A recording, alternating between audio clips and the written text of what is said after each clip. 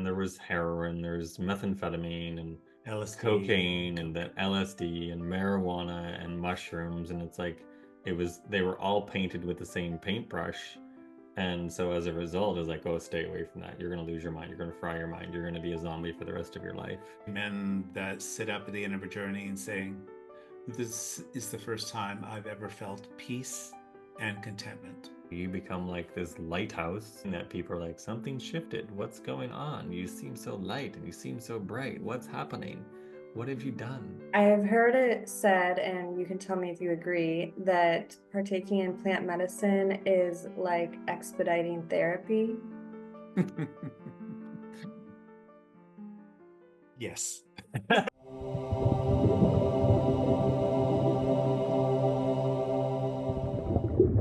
Rob Grover and Gary Logan are the founders of the Journeymen Collective, renowned for hosting luxury guided magic mushroom retreats in the stunning mountains of British Columbia.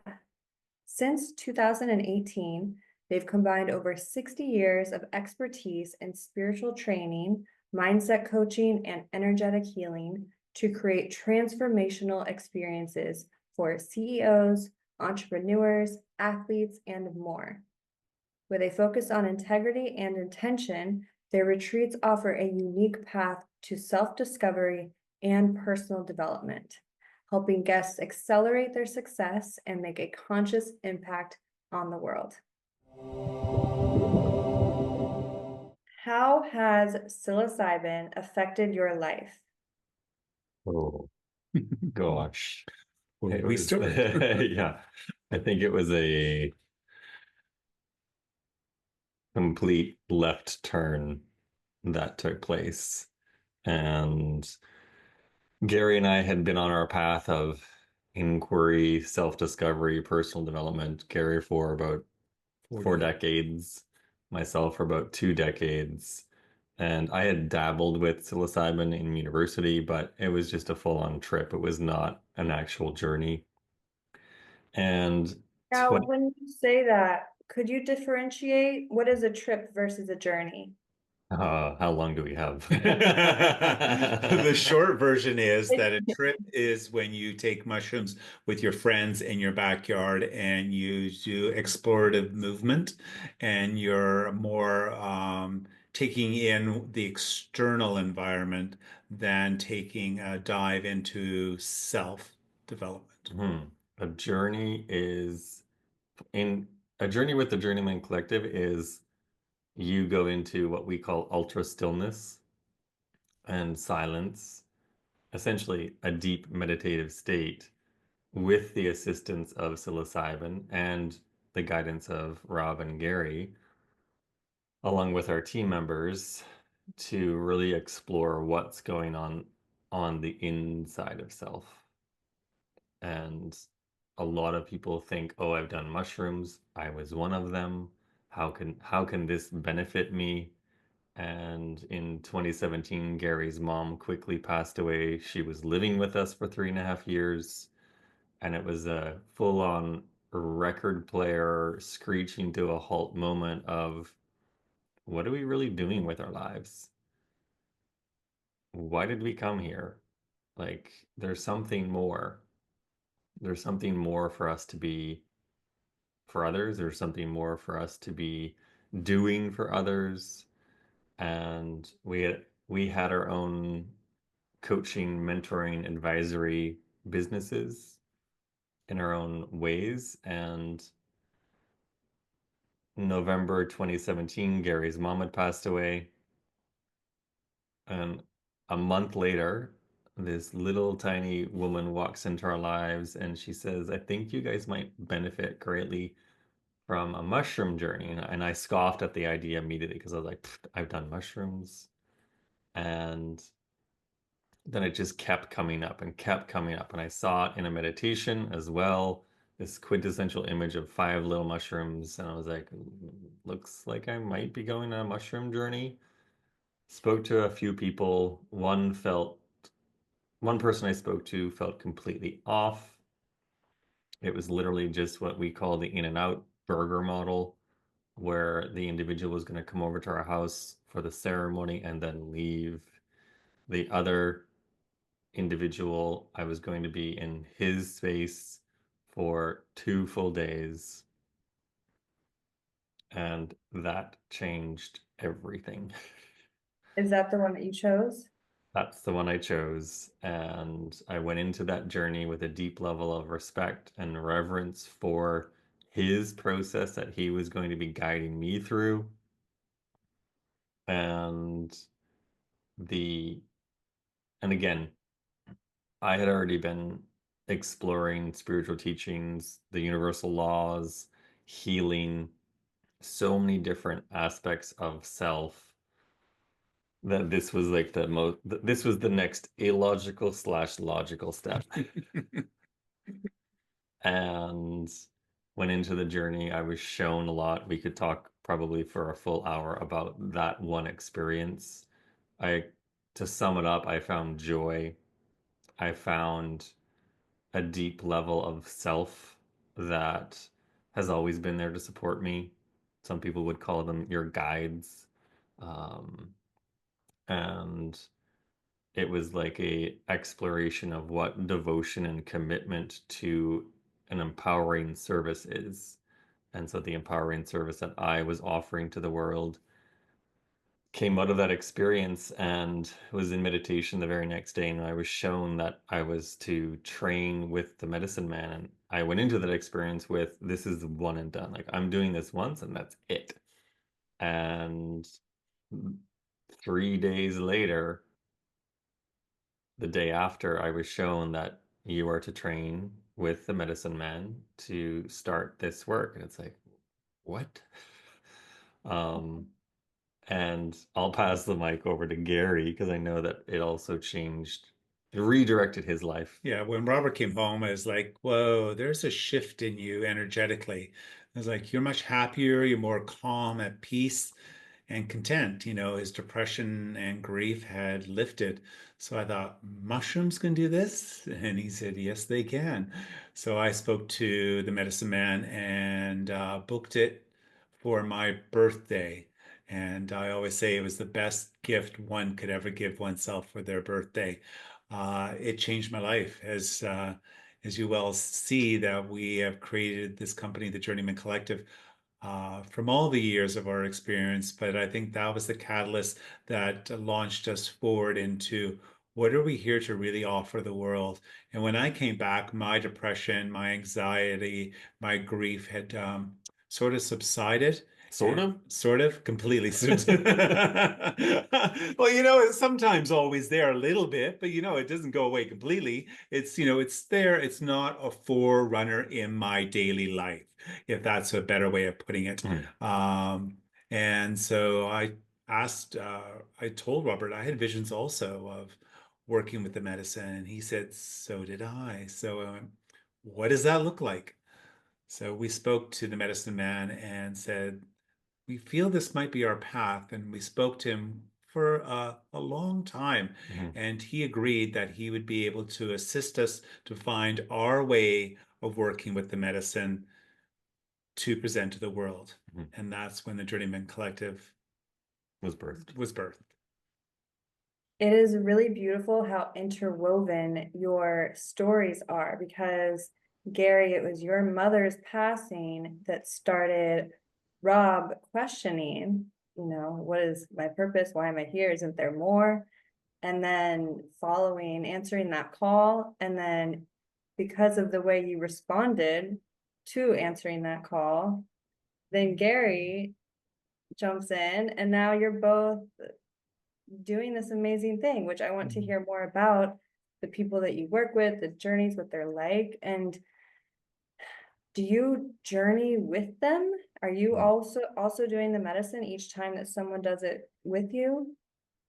Yeah, there are a number of questions there. The first one I'll answer is, we would microdose, like a very typically on the first ceremony we'll microdose a small amount, and that just gives us, because the medicine works differently every single time depending on who's with us. And so that just gives us a sense of the arc of where they're at in the medicine. And then so it is a microdose, so we're not going in like with a macro dose. So, and then on other instances, we're just guided not to at all. And essentially, the guidance part is when you're really working with a guide, they're not just there to hand you a tissue. That's what we would call a sitter. And so, which is the place that some people may start. And then they may sense, oh, I need something a little bit more rigorous. And the way that we guide is that we have, because of everything that we have been through in life, all of the different programs, all of the different teachings, all of the different trainings, and really like the deep inward facing work that we've done within self, and there's still more to do, um, is that we have a great tool set, like a tool belt around our hips that allows us to have an awareness of what's happening spiritually on the inside for people, mentally on the inside, emotionally on the inside, and physically. So that whole mind, body, and soul connection. And we're there to guide people through that and really help them process what's showing up spiritually, mentally, emotionally, and physically. And because of that broad depth of training, we have so many different tools that we're using to help move the energy within the individual so that they can let go, lean into what's showing up, because whatever's showing up, that's what you're supposed to lean into. It's not like, oh, I'm not going to look at that.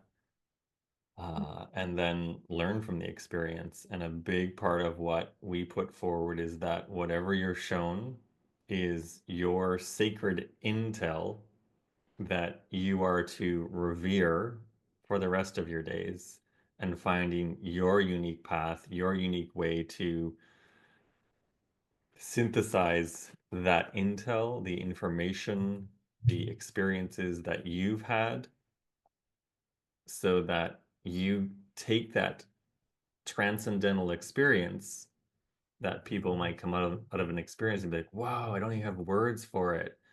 And we tell people, take a screen capture in your mind and allow yourself to take those threads of information and pull that into your life in some way, shape, or form. Ask, what am I to create with this?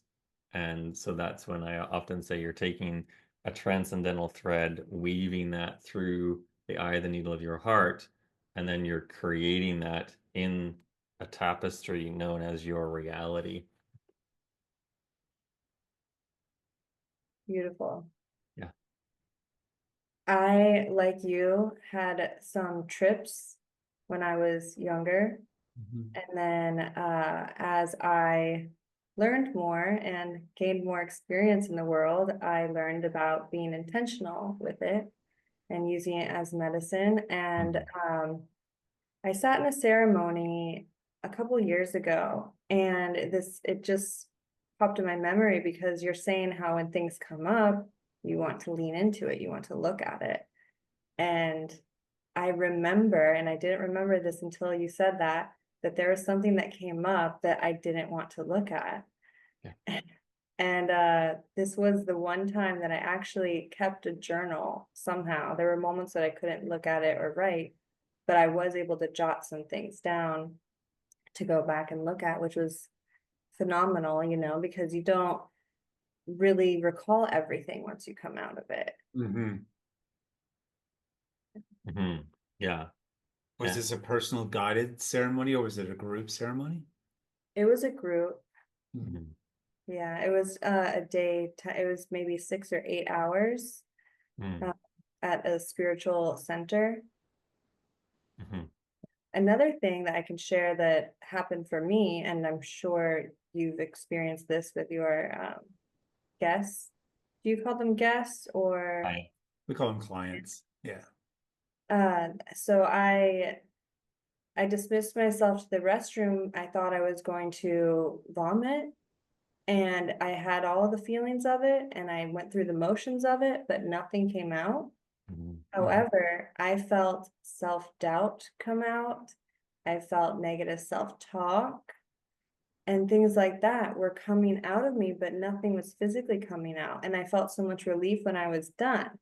Mhm. It was amazing. But I'm sure you have experiences like that you could relate with. Mhm. Yeah. Typically, we tell people that when those feelings come up, or when that physical sensation comes up, is like you actually don't have to do that. Um, you can breathe through it, and like we tell people, do you believe that everything is energy? And they're like, yeah, I know somewhat of that concept. And they're like, well, whatever's coming up for you and that you want to possibly expel is it can be worked with in a different way. There are infinite possibilities for you to work with that. So if one of the easiest ones that we tell people is like, just breathe through it. Just breathe through it and see what's there for you. And in your case, that's what you did, and nothing physically came up, but etherically, mentally, emotionally, things came up. Yeah. Mhm. What are some experiences that you or your clients have had that you could share? Oh gosh. The results. We have a number of clients, especially men, that sit up at the end of a journey and saying, this is the first time I've ever felt peace and contentment. Mhm. And they enjoy the stillness of the center, and how they can, in a way, turn off the outside world for a few days to really dive deep into self-discovery. It's an amazing opportunity for us to be of assistance for humans to come through our program. And it gets very emotional. All of us. There are tears, there are laughter, and there is some tough parts during a journey that we are there to guide you through those moments of an uphill struggle or the uphill happiness. Mhm. Whatever comes up, we can guarantee you that we're going to be with you the whole way through. Mhm. Yeah. And I would say too that like in the ceremonies, a lot of the things that come up are like self-doubt, self-doubt of self. Uh, People get present to like a lot of worry, or they get present to a lot of pain that they're carrying. Typically, it's in the heart or it's in the digestive system. Those seem to be the two places that digestive, heart, and the head are the three locations that people typically experience pain.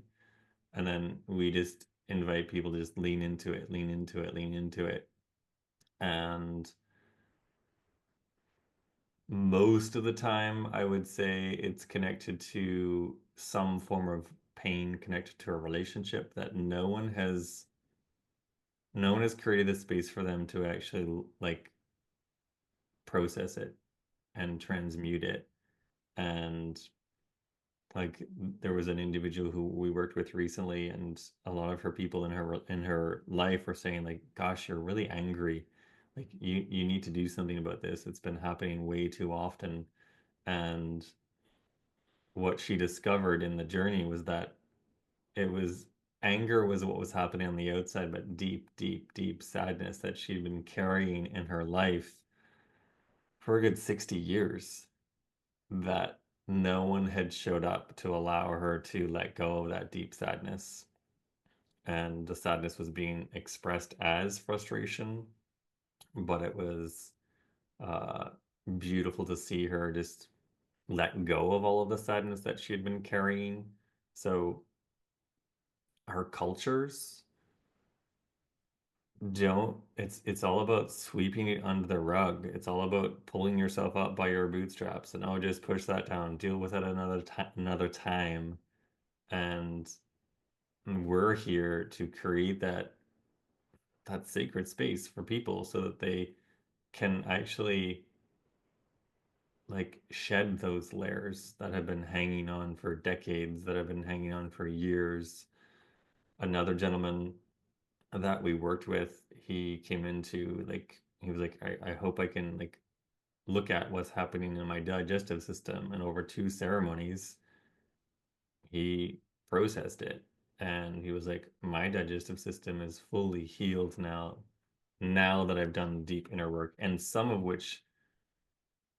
the energy, the emotions that came up, he was like, I have no idea where these came from because like that's not something I typically identify with. Like there was a lot of rage and he's like a pretty happy guy. However, this good old thing of our ancestors, our parents' parents, that whole it could be great granddad that went through something traumatic, didn't deal with it, passed it on to dad, and then continue to pass that on. So those energetics, that's like a big part of I think what causes dis-ease within a lot of people, and then they don't even know how or why.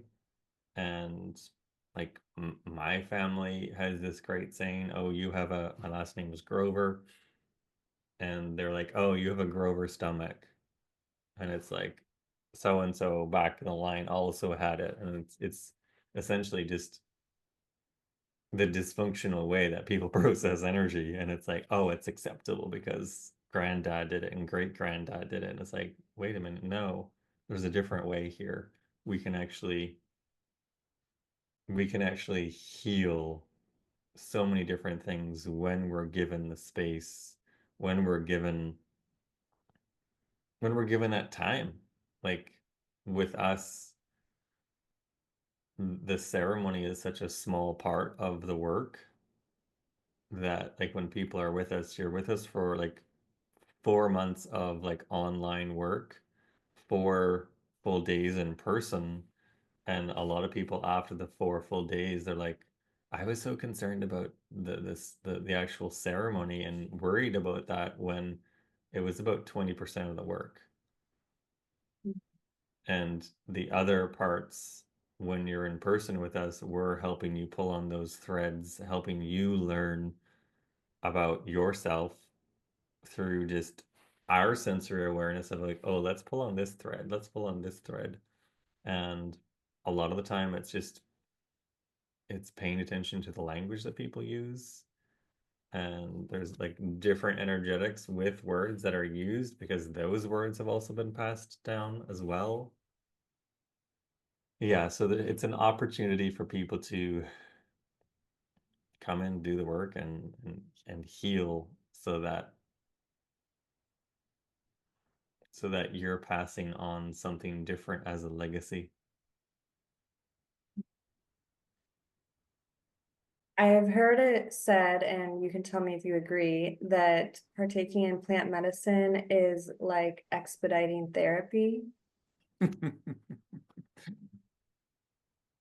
Yes. Period.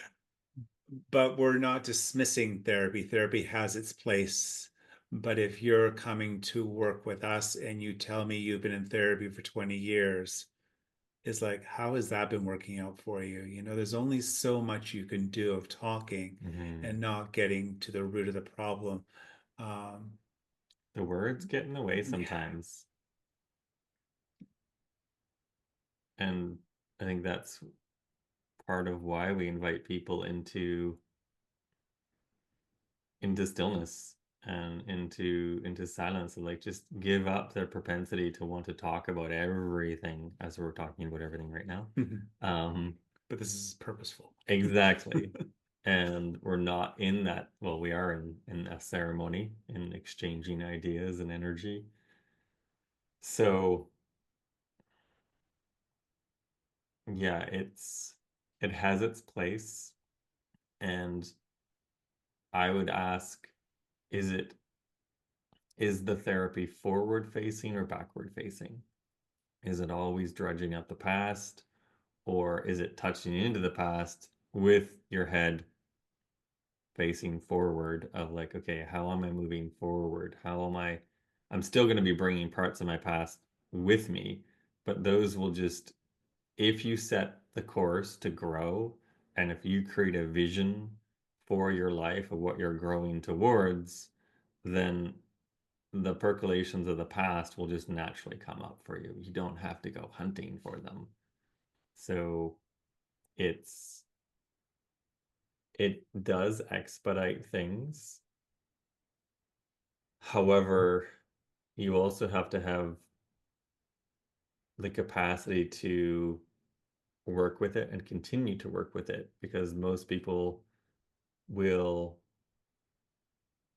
not want to continue working with what was given, and then they start chasing ceremonies, and they go into what we call journey-itis or retreat-itis. And once I go to the next retreat or the next journey or the next ceremony or the next sitting with medicine, then I'm going to go do that thing that I really, really, really want to do, when what we call integration and implementation is that you're actually doing this thing called human doing. You're doing things with that which you were given in the ceremony. So a lot of our people, it's like one ceremony every 3 to 4 years. And then there's another percentage that are like maybe once a year. They process at that speed, and they're able to move with it at that speed. Um, yeah, so it's not prescriptive. However, a lot of people will say, "Oh, now I get it." After the 4 full days with us, they're like, "Oh, now I get why you say um, that it's one journey every few years." And a lot of people will leave our center, and they actually want to stay with us and live with us forever. But It's a whole different package. but then two, they're also excited to go back home and to create. They're excited because they've been given so much. And a lot of people will say, "Oh my goodness, I've got so much work to do. I've got so many things to do." And then we're with people for a number of months afterwards. And we jokingly say sometimes for a lifetime. And it's just an honor and a privilege to like see people, like from the day that they apply to the day that they like start the actual preparation to the day that they start the immersive experience. And some people will have massive breakthroughs just in the preparation phase, and then seeing them as well at the end of the 4 month program that we have for people. And then they'll go away for a while, and then we'll get a ping or they'll get a ping, and they're like, "I think I need to have a catch up with Rob and Gary. There's things processing." And typically that's where we ask people to remember what you were shown in your journey. Do you remember this experience or that experience? And so for us, because our journeys are personalized in that typically no more than 5 to 6 people, so we've been gifted this skill of having a memory of, "Hey, do you remember this part of your journey?" And they're like, "Oh yeah, I forgot about that." So exactly like what happened in this conversation, where you're like, "Oh, I just remembered that piece." And so it's like, we call it the divine UPS, the divine courier system that is delivering you things for you to chip away at, and do it with ease and grace towards self, and be gentle with self, of just inquire within self of like, why was I shown that? What am I to learn from that? And what does it look like for me to like take some sort of action, some sort of implementation of that experience? Because whether it was horrible or glorious, they're all learning opportunities. you said that it's not perspective, Prescriptive. Yeah. prescriptive. That's what I'm trying to say. Who would benefit from a plant medicine journey? Well, The whole world. I thought the answer might be everyone, but yeah, we do believe that everyone should experience some form of a journey in their lifetime.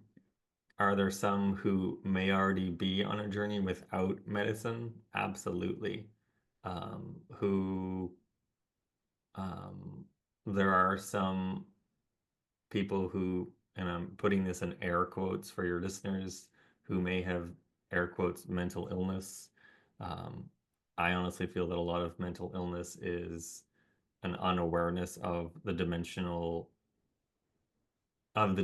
that they live in, and no one has shown them how to ground themselves in this current reality. So it's like they're floating in another reality, and people are like, you don't make sense, you're crazy. It's like, no, they're very, very aware of the illusion of separation that we live in. And I honestly feel that most people who have been labeled as mentally ill, they're the actual true medicine men and women that need to be listened to. And so I think anyone who is in any form of political office, leadership office, um, within companies, within organizations, if there are people who are leading you, you should ask them all, like, hey, have you ever sat down and gone into ceremony with yourself? And that's part of what, for us, we were guided to work with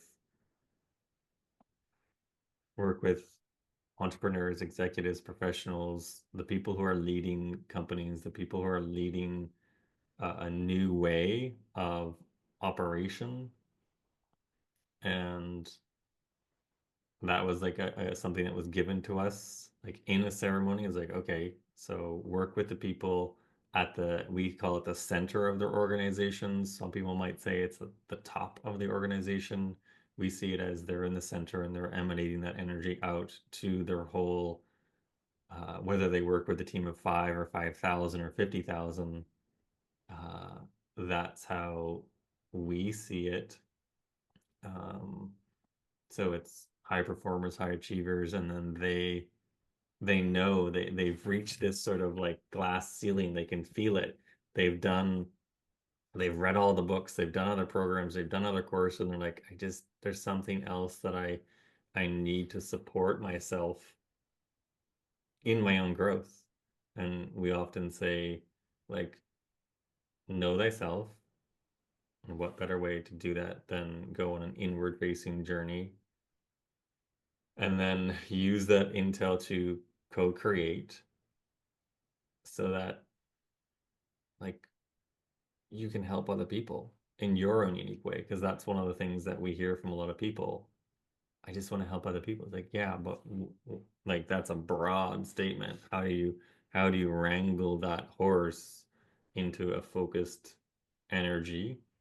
And so many people are looking for connection. They feel disconnected, and typically it's because they've been disconnected from self. And a lot of people will feel like, oh gosh, I'm so connected with myself again. And then as a function of that, they go back to their families, their partner or their husband, their wives, and typically the significant other will do a half head tilt like a dog, like, huh, something's shifted, something's different. The major shift is most of the world are in their head and they're disconnected from their body. Once they experience a journey that is guided, they're approaching life through their heart. Mhm. I always say, think with the heart and love with the mind. And when they go back into the world, they're approaching life and representing themselves differently. Mhm. Yeah. Some people are very resistant to it, and they refuse, to give it a chance or to try it. Do you think that's because they're afraid, Mhm. maybe afraid of looking inward, of knowing themselves, or is that just not part of their path? Yeah, the resistance, we would ask them, we would take a look at that, take a look at what is the resistance about, Mhm. what is the fear about? If it's just something, the fear is you've been told that this is not a path to go on because you might lose your mind, we will sit and talk to you and say, perhaps you may find your mind through a journey experience. And then it's just, I think, talking people off the cliff of fear Mhm. and just enlighten them and educate them on the benefits of working with psilocybin or the magic mushroom. Mhm. And lead from their heart instead of their thinking is like it's getting in the way. And sure, it's not for everybody, and some people don't have the calling, and that's great. Um, Mhm. I think it's like I distinctly remember having to face the memory of I might have been in grade 7 or grade 8, and the local police department came in with this big board, and in these little capsules, each there was like labels for everything, and there was heroin, there's methamphetamine and LSD cocaine and then LSD and marijuana and mushrooms, and it's like they were all painted with the same paintbrush. And so as a result, it's like, oh, stay away from that. You're going to lose your mind. You're going to fry your mind. You're going to be a zombie for the rest of your life. When it's like, when I like had to pull out that weed, because it was a weed that was planted by someone else. And when I really took a look at that, it was like, it was all just based in fear. Because if I discover my true power, my true empowerment, my true voice, my true authentic expression, then I'm guided by something that is, I'm guided by something that no one else can ever touch. It becomes unwavering. So that I call it the visceral knowing of like, this is what I'm here to do. And we spoke with a, we spoke with a ER doctor once, and we were just expressing to him how devout, how committed, how confident we are in our work. And he says to us, I wish I could be that confident. I'm like, what? I'm like, you're in the ER. it's like, you definitely need to come on a journey. He never did. No. Because of the like just there's so many different there's one big giant fear blanket that is cast out upon society.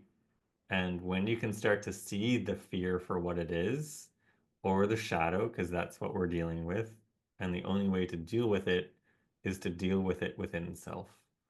And when you have the ability to bring your soulful, heartful light, your soul light into your own shadow, that's when you start transmuting all the old patterns that have been passed on to you by your family, by your teachers, by your schooling, by your anything that you've ever come into contact with.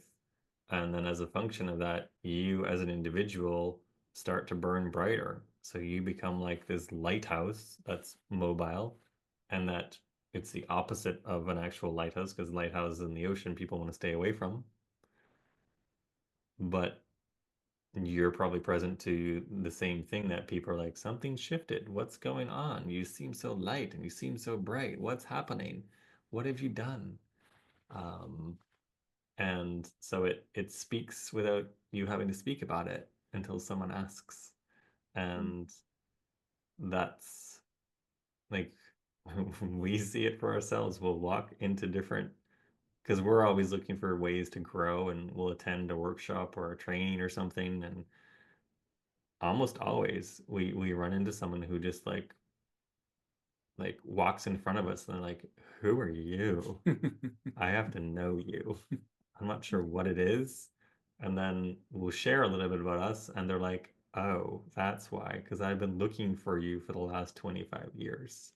I've been looking for someone to guide me through a journey, and it's you. Or it might even just be that one interaction, and then that's it. Mhm.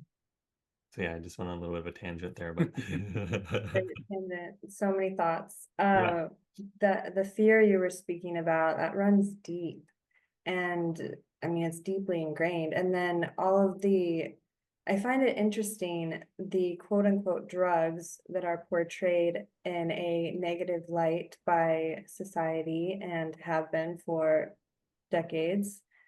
And then the other drugs that are given out, I mean, almost encouraged for us to take, yet when they come and talk to us about meth and they say that it's bad, but then they make their own version Mhm. called Adderall, Mm-hmm. and they want to give it to the people who are, like you said, quote unquote, mentally disabled. Mm-hmm. And it's just all a little bit interesting to me. It's a little bit twisted, and Mhm. it's almost like they don't want us to shine, like you're speaking of lighthouse. They don't want our lights to shine and for us, our minds to open, and Mhm. so we have to question that. Yeah, exactly. I think the key thread there is just ask the questions. Start asking the questions. Like, does this really make sense? Does it really make sense that I'm going to take a medication? And like for myself, 20 plus years ago, I was in a healing crisis, digestive issues.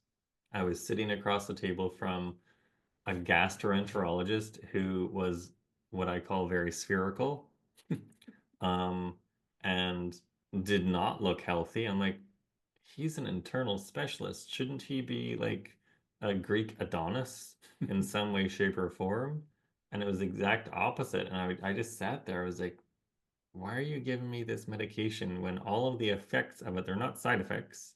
All of the effects of this medication are going to amplify what I already have with headache, digestive pain, migraines, all of these things. When I was like, it was just this deep sense of you're just guessing, because that's also part of my history is that I have a scientific background, so I know all about the scientific premise. The whole premise of science is like we're just gonna look at the evidence and take a guess. And it's it's a faulty model. Does it work when you have a broken arm? Absolutely. And do you need those medications when they're resetting your arm? Absolutely. Or do you need medications and surgery when something's going on with your heart? For now, we do.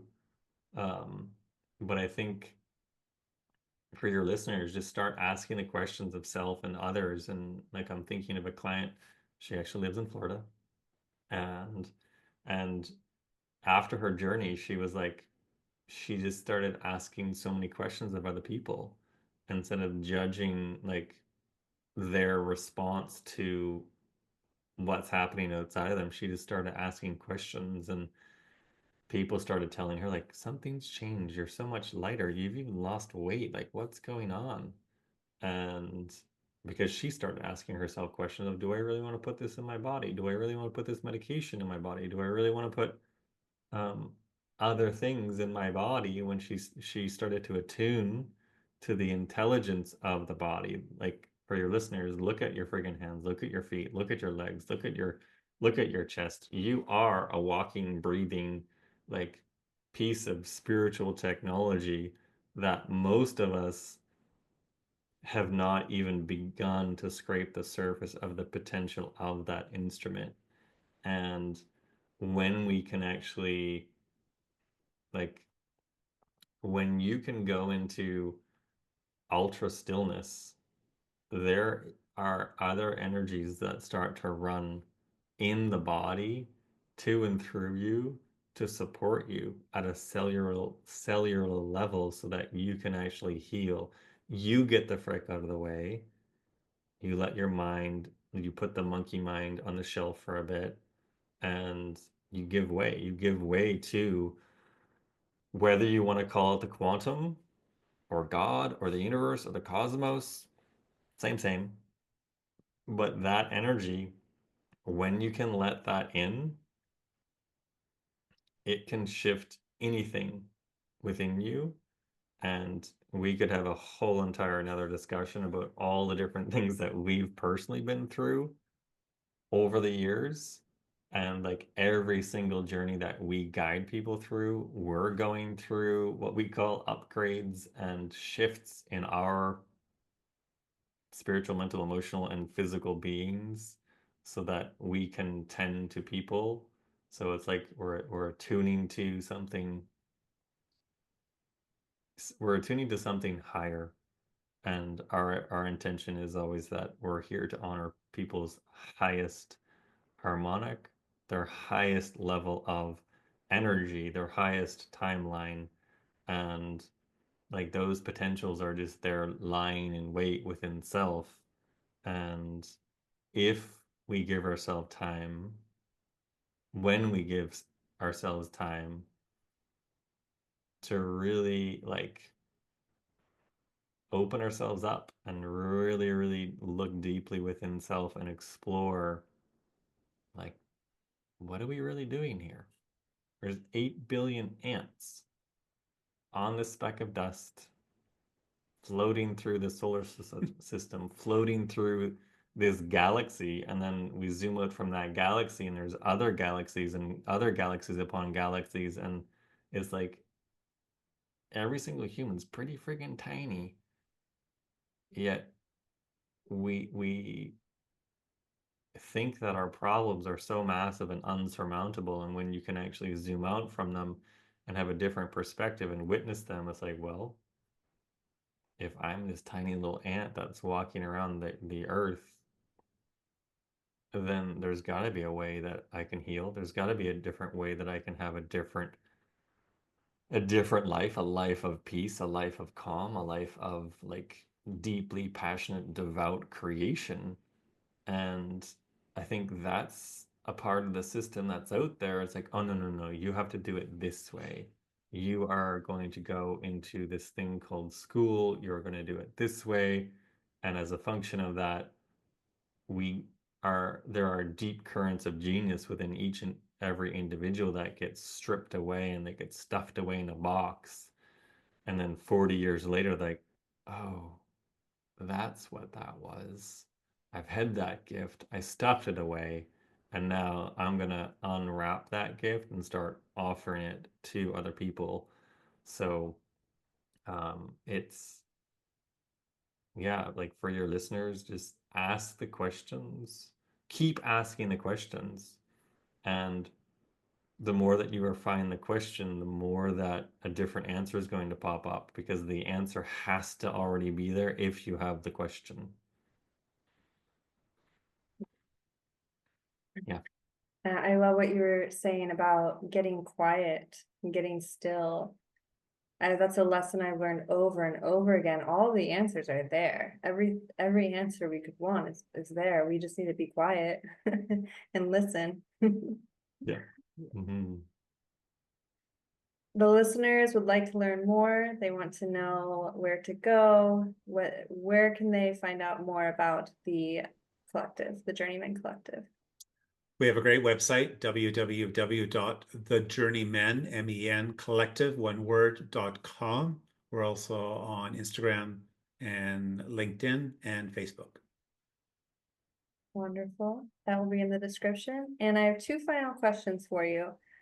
You can both answer or maybe each have one, whatever. Sure. First one is, what is your number one health tip? So whether that's mindset, diet and nutrition, physical, emotional, spiritual, just the one piece of advice you would like everyone to know.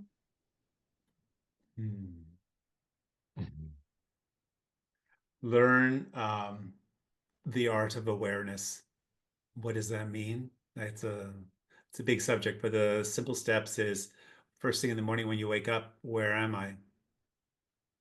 I'm in bed. There's sheets on me. The sheets are cold. The sheets are warm. I see the door. I see the alarm. It's, can you see what's directly in front of you at this moment?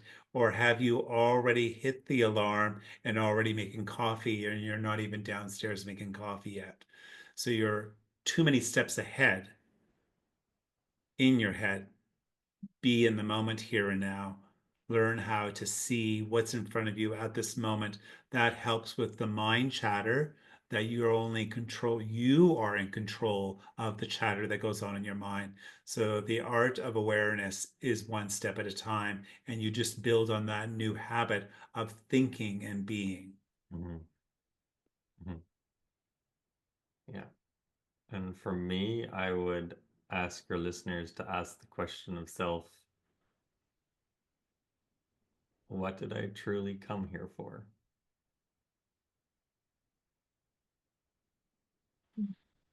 Mm. For your final question, each of you choose a number 1 through 100. 26. And 77. Okay. 26. What's one thing you can't live without?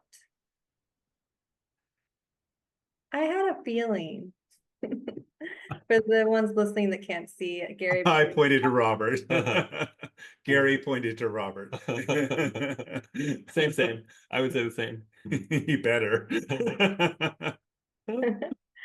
77. What is the best vacation you've ever had? There's no need to vacate. There's exactly. We've created a life that we don't have to vacate from. So I would say the best vacation is go out there and create a life that you don't have to vacate from, and that you get to honor your life's work in every waking moment of life, because that's what we do 7 days a week, 365 days of the year.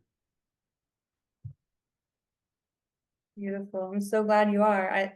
We didn't even touch on the fact that you threw in there that you had a science background, and then you really flipped the switch and went all in with psilocybin. So that's amazing. Yeah. Thank you so much, Rob and Gary. It has been an absolute pleasure, and I am excited to share this information with the world, and I wish you all the best. Thank you for Jessica. being here. This was lovely. Yes. Thank you. Pleasure meeting you. Thank you. All right. Such a pleasure. Take care.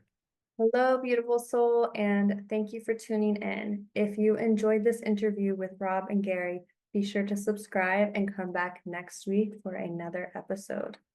And until then, have a beautiful day.